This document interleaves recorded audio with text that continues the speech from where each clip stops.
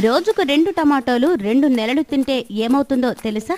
టమాటోలో పీచు అధికంగా ఉంది. బరువు తగ్గాలనుకునే వారు రోజు 2 టమాటోలను ఆహారానికి ముందు తీసుకోవాలి. మధుమేహం ఉన్నవారు తీసుకున్నా ఇబ్బంది ఉండదు. రక్తంలో చక్కెర స్థాయిలో అసమతుల్యత ఏర్పడవు. కొవ్వు నిల్వలు లేకుండా చేస్తుందని ఆరోగ్య నిపుణులు చెప్తున్నారు. టమాటోను నిత్యం తీసుకోవడం ద్వారా క్యాన్సర్ సమస్యను దూరంగా ఉంచుకోవచ్చు. టమాటో శరీరంలోని వ్యాధి కారకాలను పూర్తిగా నశింపజేస్తుంది. ఇది మధుమేహగ్రస్తులకు ఎంతో మేలు చేస్తుంది. వారి రక్తంలోని చక్కెర శాతాన్ని నియంత్రిస్తుంది. ఇంకా క్యారెట్ తరహాలోనే టమాటో కూడా కంటి దృష్టికి ఎంతో మేలు చేస్తుంది. రాత్రిపూట కంటే చూపు మందగించినట్లయితే టమాటో జ్యూస్ తాగడం అలవాటు చేసుకోవాలి.